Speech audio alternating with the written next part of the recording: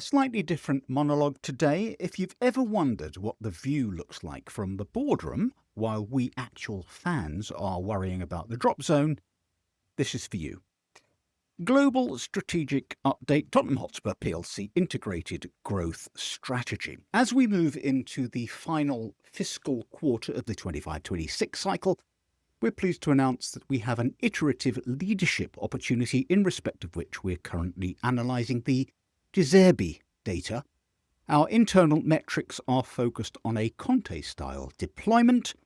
Sporting Director Mr. Langer has assured the board that Mr. De Zerbi has won everything and would represent a stable appointment. We are, of course, cognizant of the Greenwood-adjacent feedback from our social responsibility partners, and we're currently blue-skying a PR mitigation strategy that prioritises brand safety. On the pitch, we are optimising our medical outcomes. Mr. D. Kulusevski, it's a tough one, Kulusevski, currently undergoing a post-procedural recalibration phase, and we can confirm that Mr. J. Madison, much easier, is active on the grass. Regarding our transfer strategy, Mr. L. Vuskovich's market valuation has experienced exponential growth without a single minute of Spurs tax depreciation. This represents a perfect buy low, sell high opportunity. And the board is minded to accept an offer in excess of £5 million for Mr. M. Moore. We've been made aware of a so-called Spurs way. Our data-driven model suggests that sentimentality is a non-performing asset. Finally, we've been tasked by our primary beneficiary, Mr. Lewis, to ensure the stadium remains a world-class multi-use venue and fortress. So thank you for your kind attention as we continue to move the goalposts. All right, strap in, it's Nice One Cyril.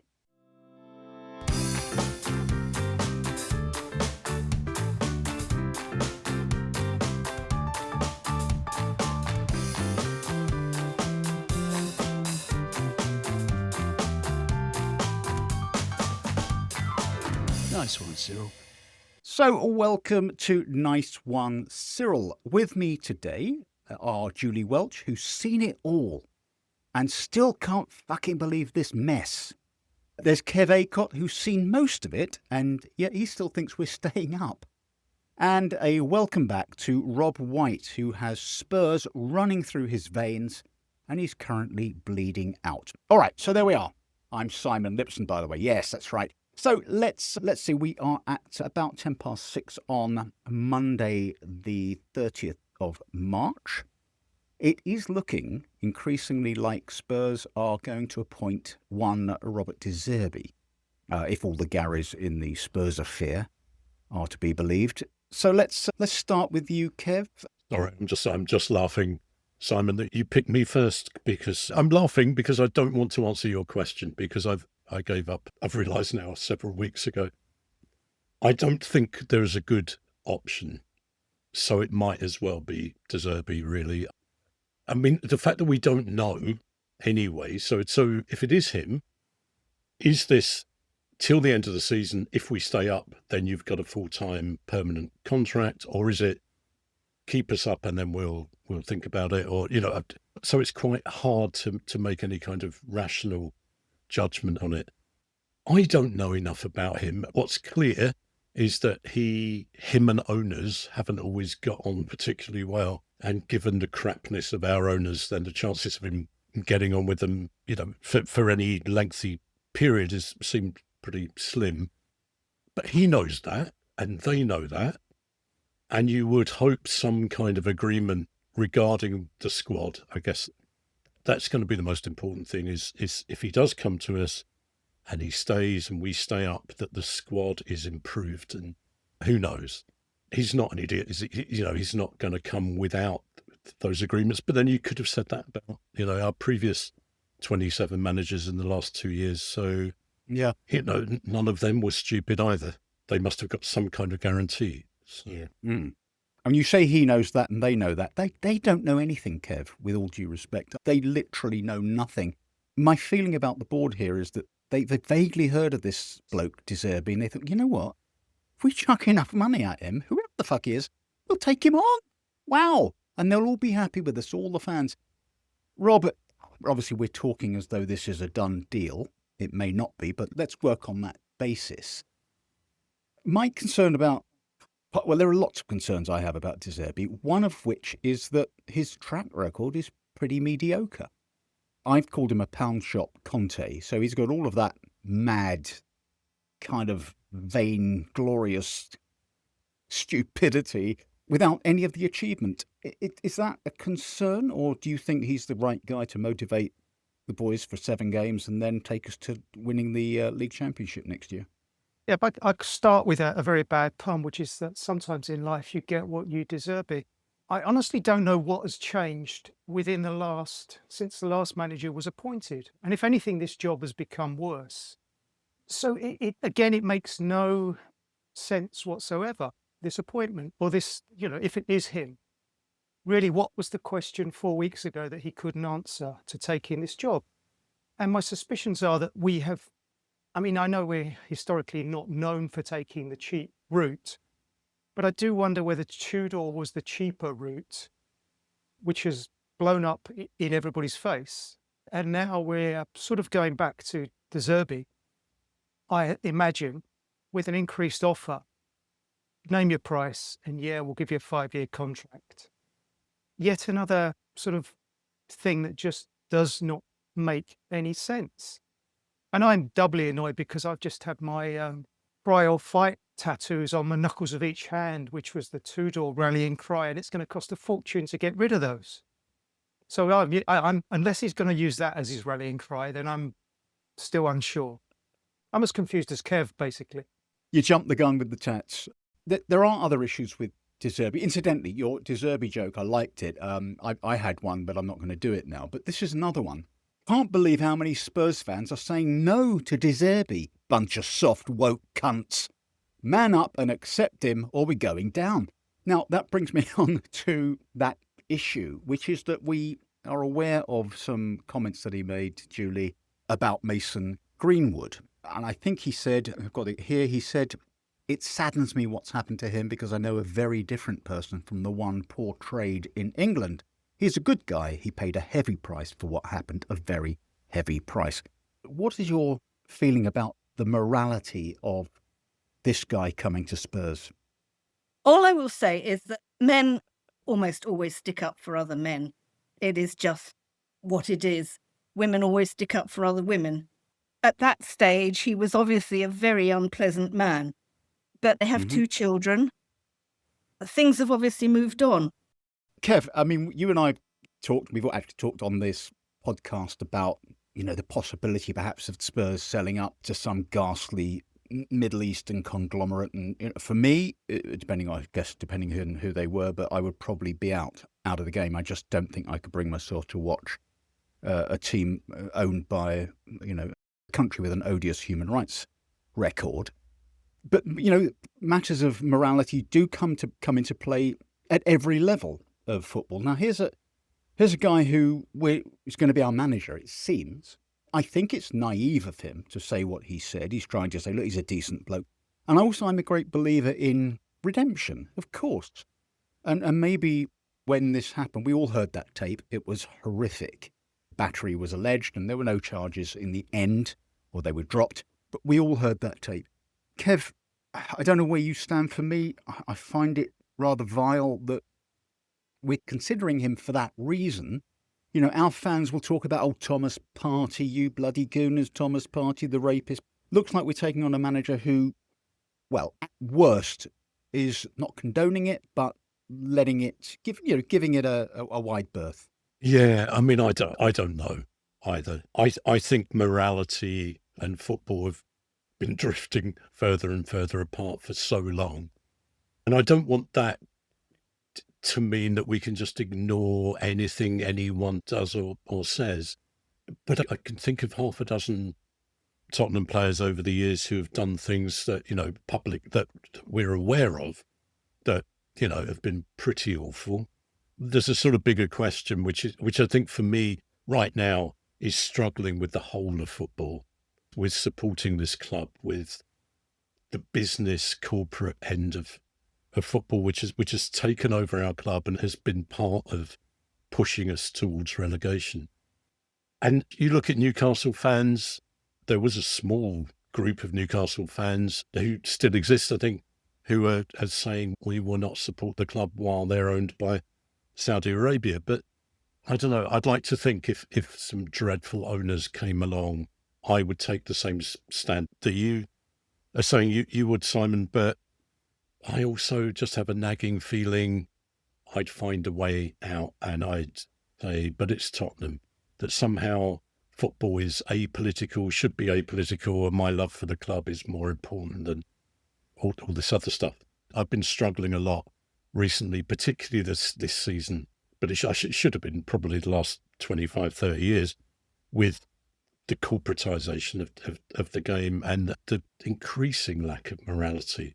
I guess where I'm leading is, if he becomes our manager, I suspect it's probably possibly not the best choice from a football point of view. Would it stop me going? Would it stop me wanting him to do his best for us and improve the club and sort of supporting him? No. And I don't like myself for that. And it's just another issue that sort of I'm just adding to this overall disillusionment, really. Yeah, I mean, I agree with you. I'll still go and watch. Doesn't mean I can't find it objectionable or odious, but yeah, as you say, at some point, where do we draw the line? Where does football become the thing that we're all about? And we try and, I don't know, we sweeping under the carpet things that trouble us. And where's the line? For me, if we sold up to, some Qatari outfit, I would probably draw the line there. Rob, let's focus again on what he might bring. A lot of talk, wasn't there, about, that we don't need a new broom. We don't need another bloke trying to impose his authentic and unique style on the team, because we've got 7 games to save ourselves. Perhaps that's what Tudor was trying to do, and it didn't work. And what we actually need is someone to simplify the game for these players and just give them some confidence. This idea of bringing in a new guy to do new things is misconceived, certainly for the remainder of this season. Yeah, I agree. Can I just circle back slightly to what we were talking about? And I think this is going to be interesting, because I think it's yet another example, and we've all seen so much of it, of the club not listening to their fans, and in particular, fan groups.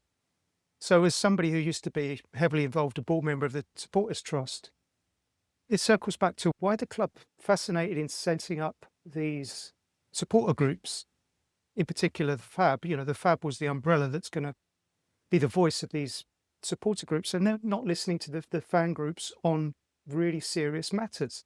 Yeah. So I'll move on anyway. Back to your question.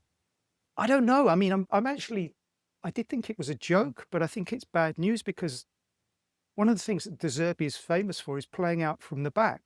We know how well that goes. And he's outspoken about inviting a high press. And his Brighton team did it really, really, really well.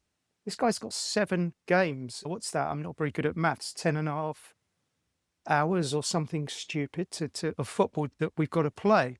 And I don't understand. Yeah, but go back to my question, I guess, at the start, was, how quickly somebody's going to be able to act within this scenario.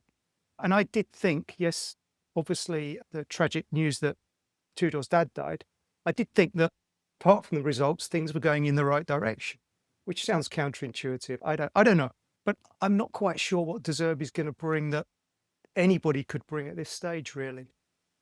Yeah, it's sort of, inevitably shutting the stable door after the horse has bolted, I feel. But anyway, yes, I agree with everything you've just said on both counts. Julie, we talk about the Spurs way, and I think we've debunked that, haven't we, over recent podcasts. What I'm astonished about is this Ange revisionism. Look, get Ange in. I mean, this is a tweet that I saw. Thought for the day. Ange in for the last 7 games to keep us up. Sack Langer. Move Ange to director of football. Bring in Poch in the summer. What's he smoking, this guy? For goodness sake. Ange. And then, of course, we talk again, the Spurs way, Hoddle and, the gibbering, whatever you called him last week. And people like that throwing their hats into the ring, it's too late for all that, isn't it? I mean, the idea that any of the players are even going to buy into the Spurs way. They're a bunch of foreigners who come in. They're mercenary. They're professionals. They're there and then they're gone. Like all players, it's not a criticism. The Spurs way is irrelevant in the great scheme of things. What is relevant is getting them to play simply and intelligently and with a degree of confidence, isn't it? Yeah, and this is a guy who, according to Wikipedia, favours a deep double pivot, whatever the hell that is. I don't know. Actually, I think he might get a tune out of them. I mean, at least he's managed in the Prem, which, the last guy hadn't. It all sounds a bit doom-laden, and writing him off before, if he arrives, it might go well. I think he might do a job for us. He certainly couldn't be any worse than what's gone on. The scenario I imagine is that he just about manages to keep us up, and then he goes into the next season and he is famous. Well, not famous. He left Brighton after irreconcilable differences about the club transfer policy. So, he's just the guy for us, really, isn't he? Another flouncer. Yeah. You called him the Poundshop Conte. I call him the Temu Conte. Same sort of thing. He is a flouncer. Equally valid. Yeah. He's got all his own hair. So, there is that for him. I just want to inject a bit of optimism, that's all. I don't think it's all bad. I mean, he may have signed on the dotted line as we're speaking now. Maybe he never will. Maybe this is all a total waste of time. And we're going to get Sean Dyche in the morning. So who knows? I mean, we're at that stage, aren't we? But certainly if De Zerbi comes in, I won't say I'd be deliriously happy, because I don't think any Spurs supporter can be deliriously happy at the moment. But I'd rather De Zerbi than anybody else who's been mentioned. At least he's not sort of, 70 years old. And that said, of course, nobody thought of tipping Roy Hodgson for the job. And he's 78, something like that, 79, and he's just gone to Bristol City. I mean, could have done worse. I'm only joking, really. It's so tempting for me to do a Roy Hodgson impression, but I feel like he's a very good player, Roy. That's it. I've done it. And I feel that it was enough. Let's move on to this. Actually, rather move back to the point Rob was making about playing style. Again, this might all be redundant because we might not appoint him. But we watched Ange playing out from the back, Kev, for a couple of seasons. And it was always seated the pants, hanging on for dear life before, we'd either lose the ball, give away a corner and they'd score from it, or Flappy would flap one into touch somewhere. And, the whole thing was utterly pointless. There was a bit of film online today of Brighton under De Zerbi playing the most high-risk playing out you've ever seen in your life. They were being closed down like nobody's business, and they passed it, and it got close to the keeper, and then they got out and they scored, right? So the thing is, we haven't got those players, have we? We haven't. I saw that same video, and it was scary to watch. It must have been scary even for Brighton fans who had some faith in their goalkeeper and their defence. It would be absurd for us to base the way we play on that, I think. Again, I would just hope that De Zerbi, again, is not stupid. And he's got 7 games in which to actually get them playing together and playing with confidence. And he's not going to demand that. That's not a prediction. That's a sort of hope. We can't do it. Vicario is not the right keeper. And actually, our defenders are not the right defenders for that. I think we need to play Sean Dyche type football. Actually, we need to play Sam Allardyce type football and just play people in position. And whoever the manager is, I think if they do that, then we've got a chance. 2 or 3 wins, we've got a chance. But I don't know.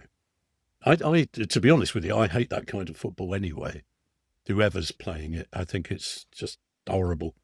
He's not stupid. I'm going to keep saying this until I believe it. De Zerbi is not stupid, and he won't make silly decisions. You haven't made a believer out of me yet, but keep saying it, Kev, and then we'll come back to you. Rob, we've got 7 games left. Whoever comes in, if it's De Zerbi or if it's anyone else, the stakes for them, I think, are low.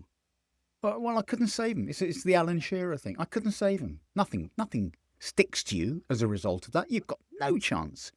Our squad being depleted and the lack of confidence running through them. And if you fail, you fail. I think the idea that we bring in De Zerbi, let's say, with a view to him staying on if we stay up, what does it matter to him? I'm not saying he wouldn't be committed, but what does it matter? All right, we didn't stay up. I'm off. Ta-ta.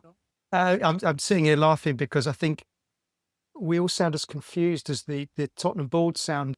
And your intro today gave them far too much credit for being an organised people that would actually be capable of going on AI and working out some sort of presentation.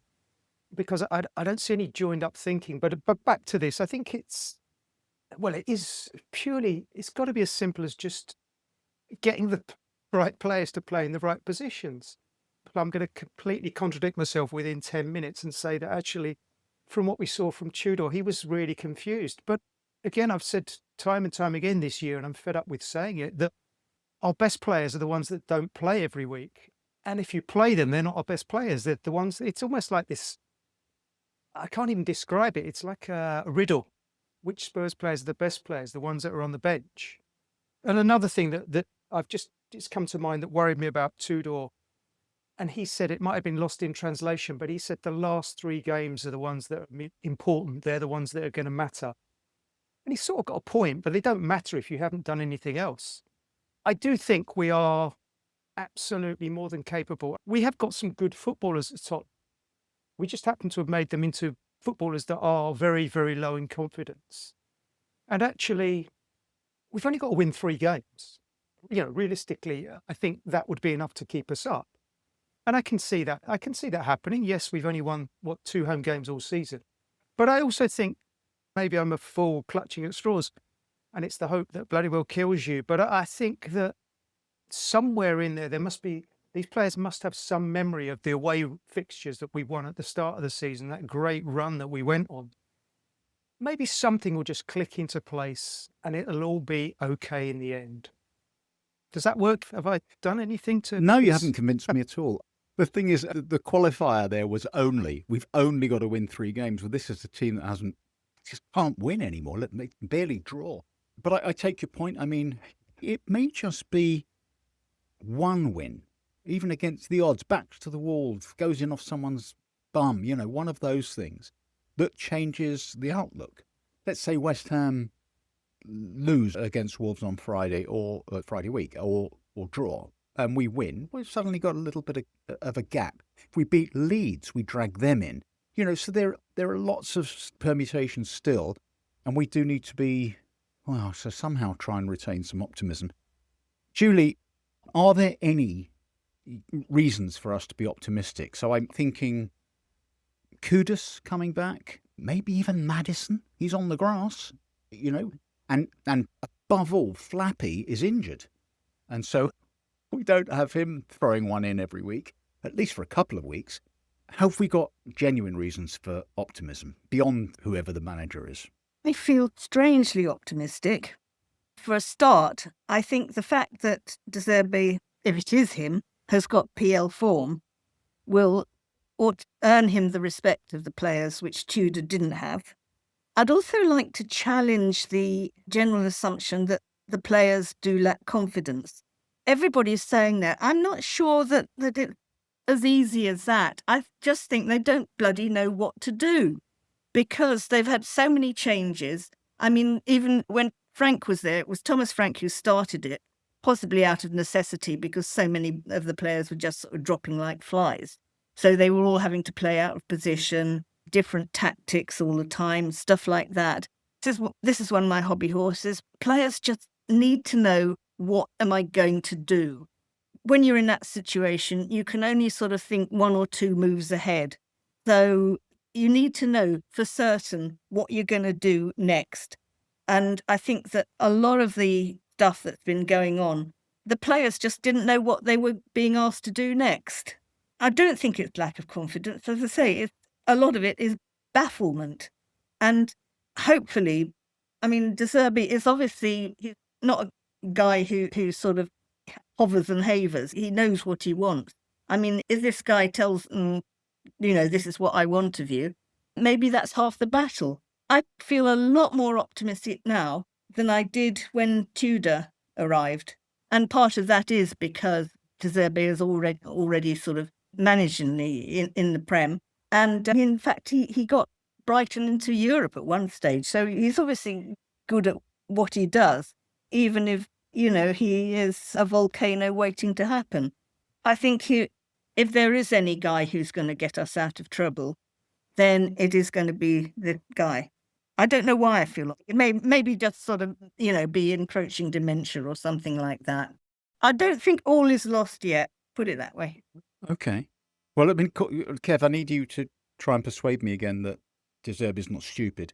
But before you do that, this is another thing coming up now. We've been in talks over the last week or two about getting another sporting director. And I just feel how fucking stupid are this club to let that slip, to let that into the public domain. We have got enough troubles. Who cares about Sebastian Kale or whatever his name is, or Paul Winstanley or fucking Doogie Friedman? Who cares? What we care about is not getting relegated. It's so irrelevant. It's not a distraction. It's irrelevant. And the club does not get what the fans are enduring right now.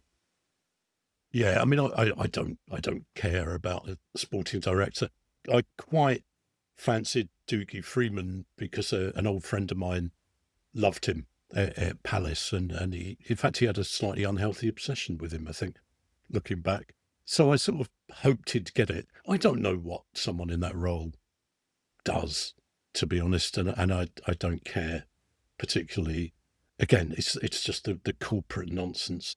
I saw today they're advertising the summer tour of New Zealand, I think. Yeah. And as many people on Twitter said, good timing. You've really read the room there. How many New Zealanders are going to go and watch a championship team? We don't know yet. But a lot of it is just poor PR. A lot of it is sort of thoughtlessness.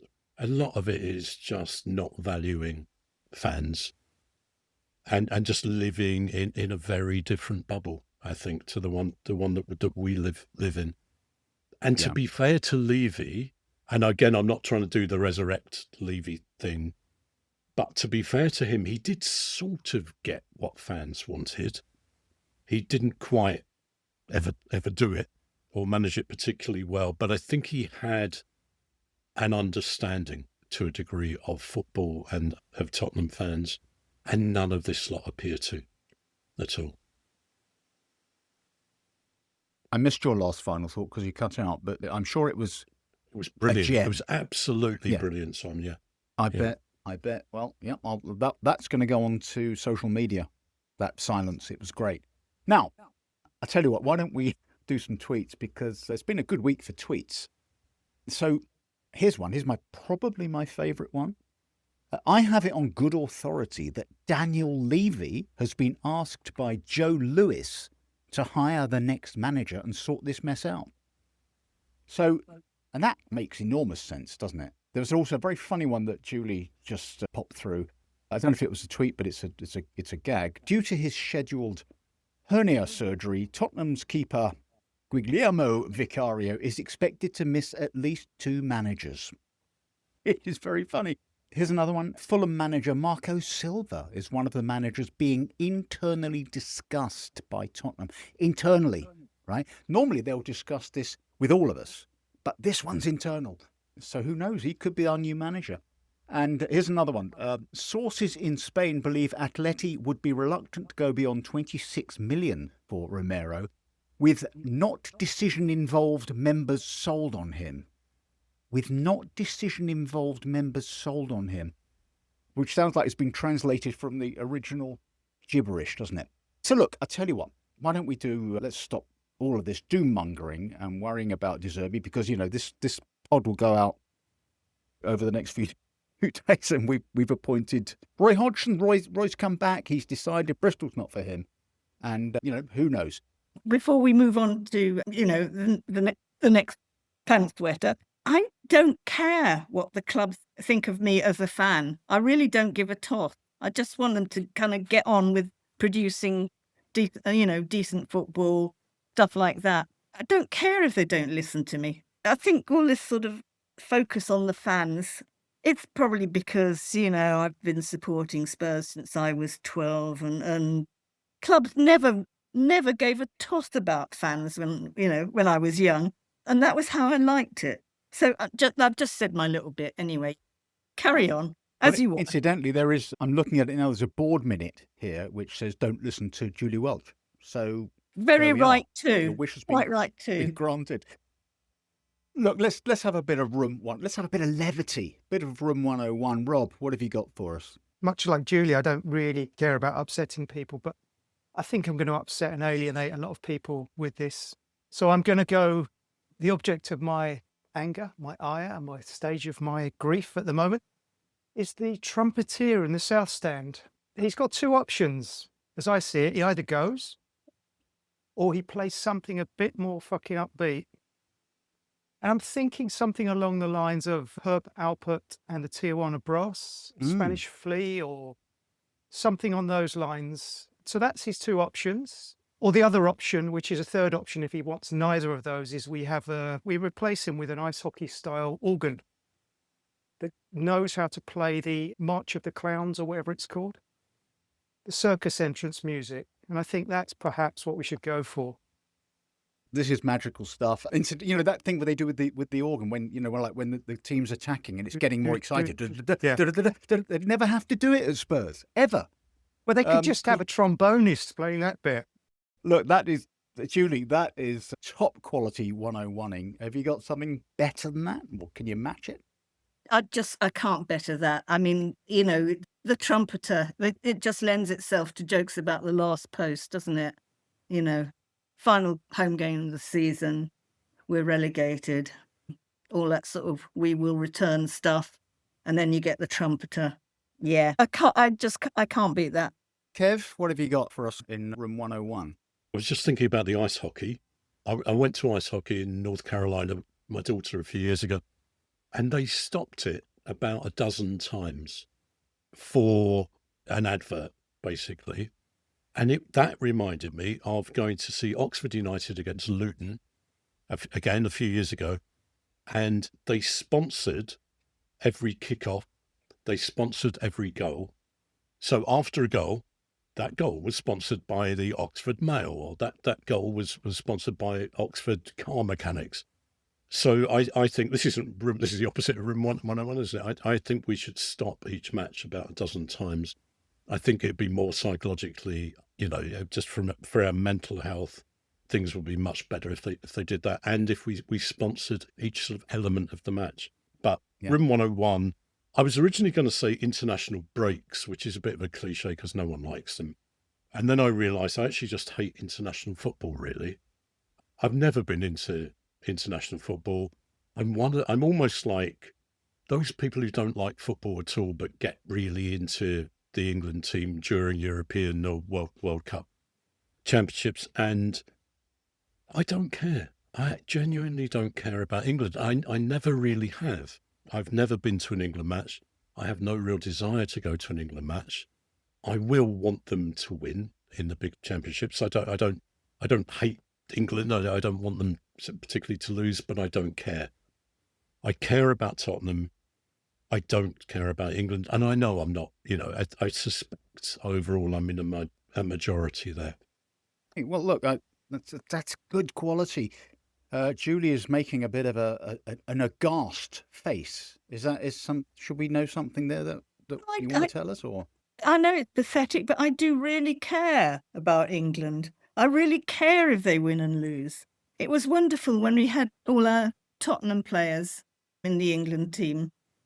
Kane, Dele, Eric Dyer, whatever, Tripp. It was wonderful. I was so happy. I should watch the World Cup, because I want England to win, and I want Harry Kane to have the best World Cup of his life.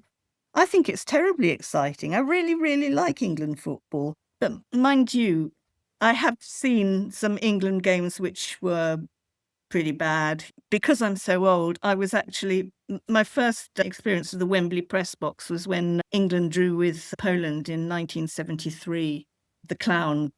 And so that was, Tomaszewski. yes, right. And I think, I'm just thinking, but one of my favourite England games, well, it wasn't necessarily a favourite, but I was at Wembley when Scotland beat England 2-1 and the Tartan army came and, ripped apart the goalposts. And that was fantastic. If only we could have that sort of stuff now, then everybody would be excited about international football, Yeah. All rival fans should sit on the crossbar and break it. I agree with you. That's brilliant stuff. I always used to go and watch England when Glenn Hoddle played for England. I saw his debut and he was absolutely brilliant. Best player on the pitch by a mile. And then he was dropped from the next two squads, which says everything about what England was about in those days. And I used to watch him in that sort of way. I know how great you are, Glenn, but for some reason they're not letting you do it for England. That sodding Butch Wilkins is in the way. Anyway, I've got a couple of quick things for Room 101. One is not Spurs related, and it's this.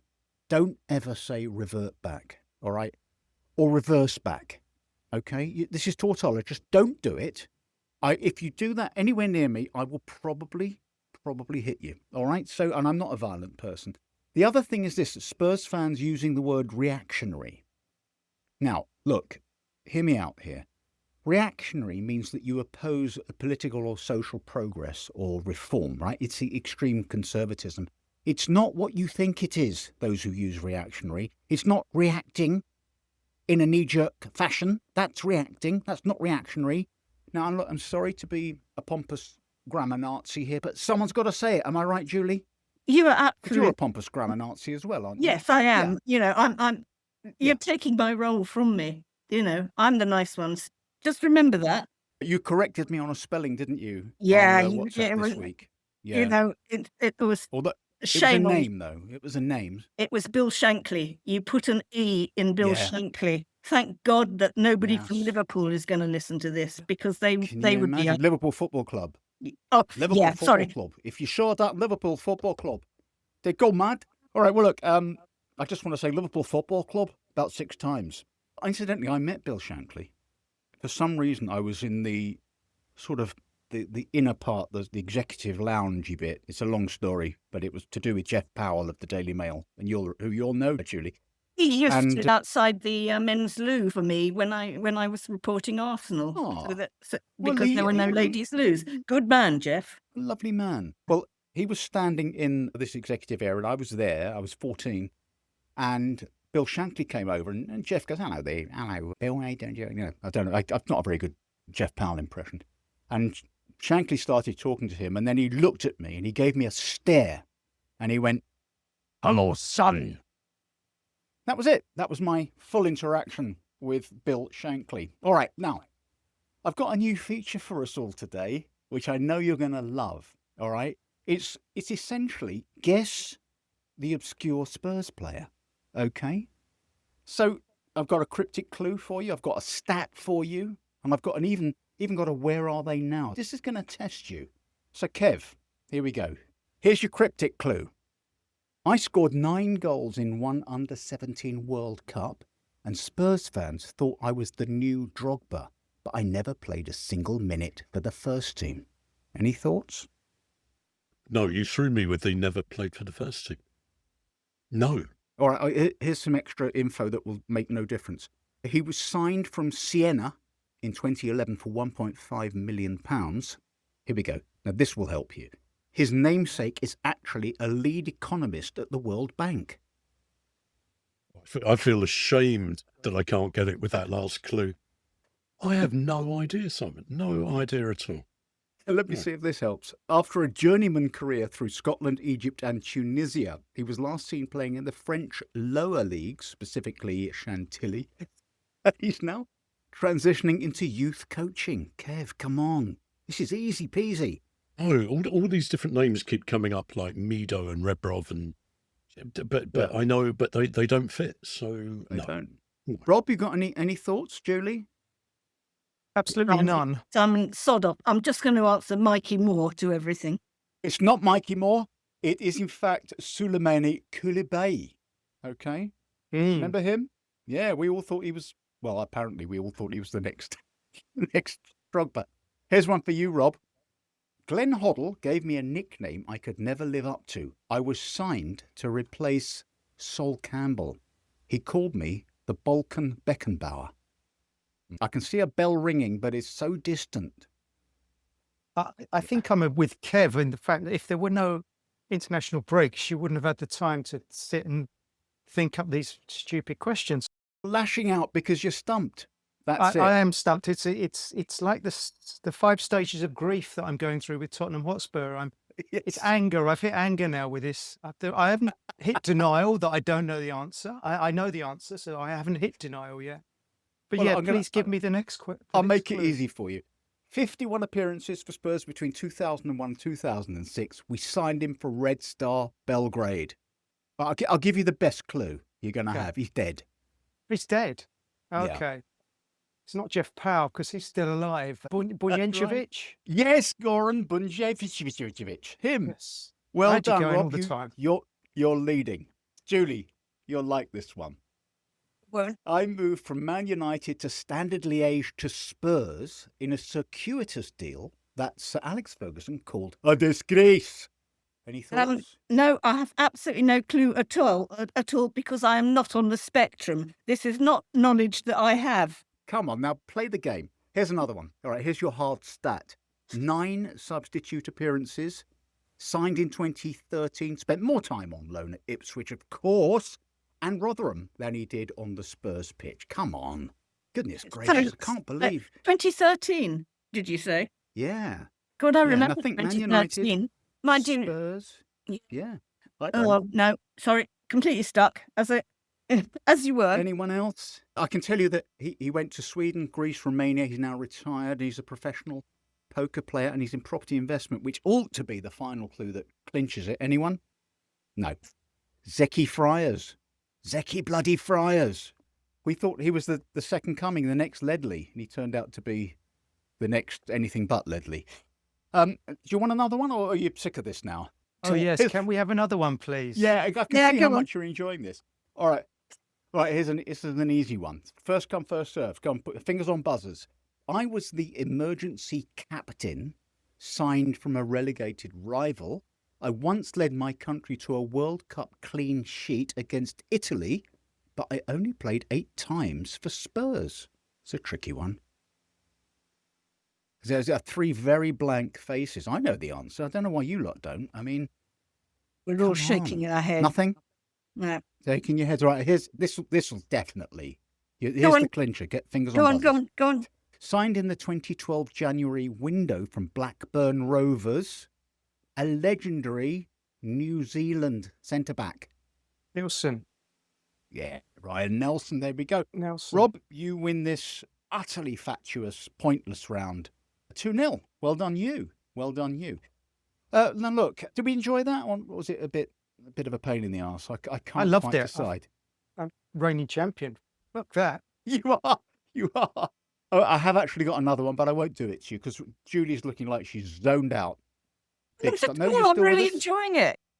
You'll never get this one. Here we go. My dad was a fan favourite midfielder who loved a sliding tackle.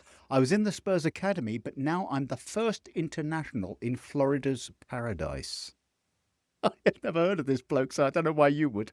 I can't tell you who his father is because that will give it away, although you still won't know his first name. He recently signed for Saratoga Paradise in the USL as their first ever international pro. And his father played in America as well. Well, it is, of course, Maximus Tainio. Or Tainio, whatever his name is. Right. Yeah? Tainio. Yeah. What do we think? Was he a good player? I can't remember. He was quite a tough, tackling, reasonably good on the ball midfielder. Or am I misremembering? It was just, he played during a period when Spurs were just completely meh.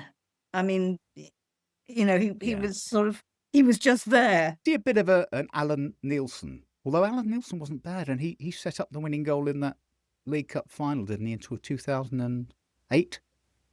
God. Something like that. Well, look, you know what? We've done some tremendous time filling there. because I felt that if we talk about the fucking manager for an hour and a half, like some other podcasts have, you're going to want to just shoot yourself in the head, frankly. It's a nil-sum game. So, any other business? Kev? And I do want to put you on the spot here because I haven't flagged this up at all. Any other business? No. Except, can I just say, Room 101, booing. I hate booing. I've never booed, and I never will. Okay, that's a good supplementary 101 there. Rob, you've got anything to add to the mix? No, just harking back to last week slightly, and obviously everyone's discussed the coach arrival, but I also had a thought that the players should have actually been made to walk home along the high road. Yes. Harks back to the good old days, Julie, when the players used to go home on the bus, didn't they? But usually not in shame. That was a bit before my time, I'm wishing I hadn't bothered with any other business now, because No, it feels like exactly. we're just scraping the barrel. There was a time when you did actually meet players in the pub, something like that, in the players' lounge. We just got to know them as God, but, as also ordinary people. Those days are over, I'm afraid. So I don't know what I'm whittering on about, really, but, Actually, it just raises an interesting idea, because when I used to do a radio show on Radio 5 Live, and we used to get sporting stars in, or ex-sporting stars in, every week, and they come and talk shit, for an hour. And my overriding impression of nearly every ex-sports star that I met was that they were just boring, just dull. I don't know, you never meet your hero. None of them were my heroes, of course. Apart from Frank, I like Frank Bruno. He came in, he did all that. And he was interesting because he was very funny before the mics were turned on. And then when the mics came on, he turned and let you know that character, you know what I'm saying? All that. It was an act. It was all an act. I don't know, Rob, Kev, have you ever met someone and wished you hadn't? One of your heroes? Zeki Friars. Yeah, I hear he's a disappointment. We've come to the end, thankfully, to this week's pod. My thanks to Kevin Acott, to Rob White and Julie Welch. You can follow us on Twitter at Nice One Cyril Pod. We have our website, www.niceonecirilpodcast.co.uk. All of our episodes are on there. And why not give us a follow on social media and give us a subscribe on the podcast platform of your choosing. That's it. We'll be back. I'll have to come up with some other gubbins next week, because we still haven't got any matches to talk about. But trust me, I will. And until then, come on, you Spurs.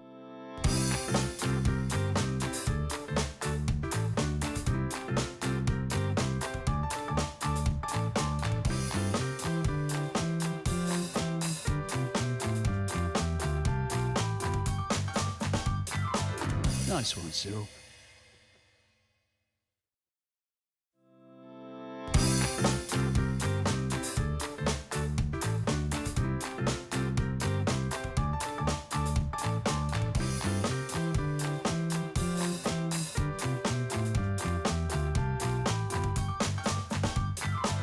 Nice one, Cyril.